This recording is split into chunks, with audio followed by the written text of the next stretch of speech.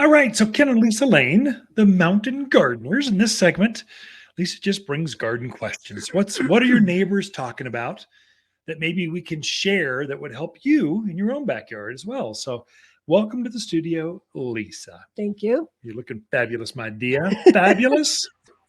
And You now look fall I ready. can see myself Oh, on the yeah. camera and I can tell you. The great thing about audio, the terrestrial towers, they can't, all they hear are the voices, but we're starting to do this by video as well Mhm, for vlogging or whatever. And right. you do have to watch what you how you look more often. Allergies still bothering you? They Hackweed are. going crazy. I get a little It's tinge too. I think it's yeah, the wind or the dust or mold. I have no idea. It's something fall is in yeah, the air. yeah. But suck on a little bit of coffee, hot tea, and it kind of I helps. will. I've never had allergies. I've lived here my entire life. Never had allergies till about 2 years ago. Yep. Till And COVID. so It's COVID's fault. Everything is COVID's fault. I always tell people I don't have COVID. I promise. It's just allergies because I feel fine. Yeah. Nothing's wrong. But yeah, my voice and a cough are, Well, you look fine well, okay. to this old guy. This is the man who's going blind and wears one contact. Okay. So anyway, customers, we've had a couple customers in this week and they're going, no, I really enjoy listening to you all, but Oh, yeah. you laugh so much that it's hard to follow what you're saying sometimes. So clean it up. No, they were very Sorry. kind. So we're just having too much fun Hmm. on the airwaves. We Pretty get a little much. carried away sometimes. Sometimes it's better to have fun Oh, yeah. and be misunderstood than to not have fun and be understood. Yeah. We don't There's want to be deep and cranky. profound. I think Ben Franklin Oh, said that, sure. Sounds like or something Mark he would say. Twain. You put their names on either on any It sounds statement. good no matter Yeah, what. it's an affirmation. Yeah. Yeah. So garden questions. Yeah. What are we talking about? Well, so Mark really wants to put a Vanderwolf pine in his Love it. yard. That's great. And he was told, be careful, watch for drainage. They're very sensitive to that. So Yeah. he did a test hole. Took 48 hours for the water to Oh drain my out of God. there. Okay. Wants to know, what do you think? Should I do it? Should I Yeah. not? Find another spot?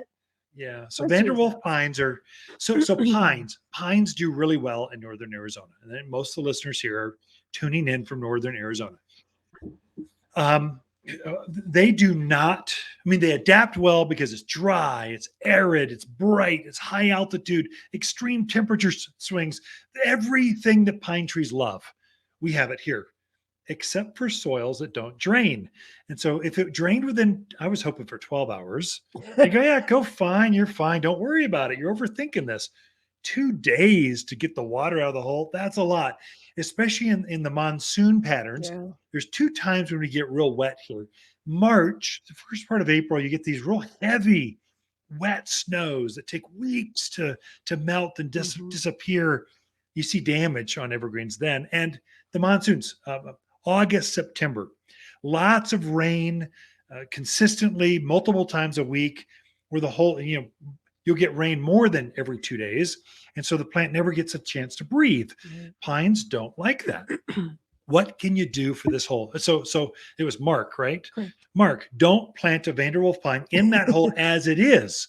Change it up. Now, what we do is we create, in the industry, we call it a chimney. Mhm. We'll take a piece of that hole and we'll try to dig it to the next soil band, the next layer of earth. Mhm. And you'll see when you're driving down the road, you'll see these big earth cuts and you'll see different bands, different Right. layers of soils.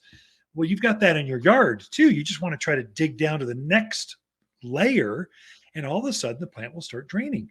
You can take a digging bar, a jackhammer, just a shovel and try to peck out a piece. When you see the soil texture change, test it again. My guess is it will now breathe, will drain. Plant your hole then. The other tip I can give you, and this is what I learned years ago, plant on a slight mound. Mhm. So don't plant, whatever you do, don't plant in a divot, no matter Yeah. where you're talking about in northern Arizona. Don't put it in a hole. That's what they do down in Phoenix, where it's 110 degrees out in June and it's midnight. It's just hot. So here we cool down, and so Right. plants, and we get much more moisture. So you want the top of the root ball to be at soil level or even a little above, then mound that soil out. To be above would be critical for this Vanderwolf, or Mhm. pretty much any evergreen.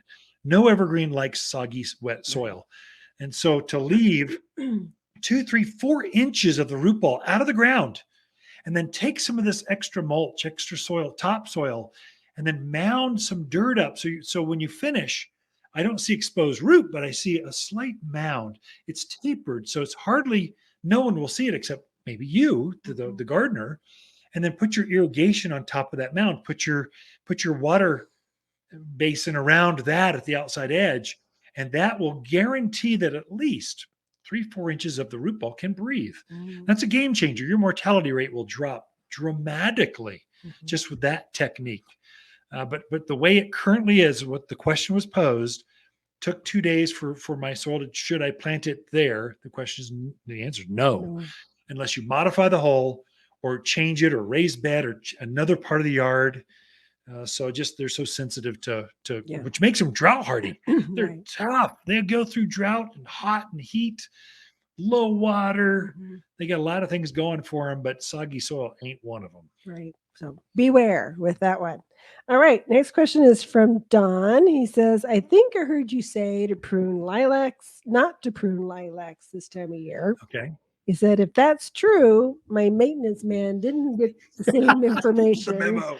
He wants to know, is there anything he Uh, can do at yeah. this point, or is the year?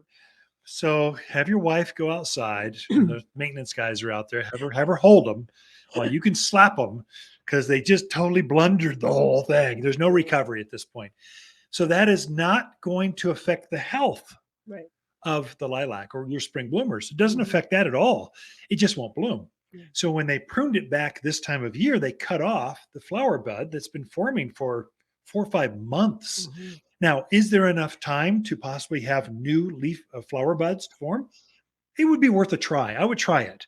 Or can we bulk up the flower buds that remain? Let's say there were some down towards the heart, the inside of that shrub, or off to the sides. Many times they'll cut back the top trying to get it down.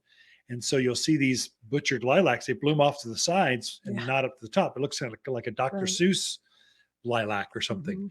Mhm. But what I would do is I would fertilize that with the all-purpose plant food right away, like right now. And then I would get a bag of super phosphate specifically for them, Mhm. add super phosphate to the fertilizer. Super phosphate 0,18,0. That middle number forms flowers. And so put that on there, pray for rain and snow through the winter, and you'll find out here next into March and April Right. whether it worked or how much it worked. And what that will do is you'll get great foliage, and the few flower buds that are there will bulk up, and you might get some additional flower buds. And then train your staff next, train your gardener. Don't you prune lilacs in April and May? You don't prune them in November. Come on. Right. Anyway, Probably May. Yeah, that was bad, but just maybe you can that's recover. okay. Okay. It'll be beautiful. Yeah. So Barb would like to know, she had a 10 by 10 patch of wildflowers. That was Yeah. beautiful. Of course, it's kind of reached the end of its season. Yeah. She wants to know if she can just take a weed whacker or a mower and go over that, and if now's the time to do it. Yeah, you can do that right now. It'd be perfectly fine. So for our wildflowers, what we're going to do, so I've got a beautiful patch just outside the studio here. It's way bigger than 10 by 10. Yeah. And it's fun to look out the studio while I'm writing garden columns and watch the birds, butterflies out there. It's just magical. Mhm. Wildflowers do really well here. I'm going to leave that patch for the birds as long as I can. Sure. I'll probably leave it out there because the coneflowers, the Mexican hats, the Mhm. echinaceas, they're all fabulous and great seed sources for the birds. Bird. And then I'll probably go back and just weed whack that or mow it aggressively. Probably in January, February, March, sometime when it just looks so ratty and I've got nothing to do and kind of want to go garden and it's a nice warm day in January, I'll probably take the mower out there and just mow it or weed whack it.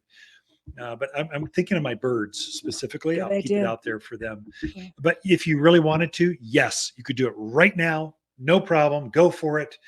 And so anytime between now and March, prune it back at your leisure. Good. Ken and Lisa Lain, the Mountain Gardeners. Be right back after this.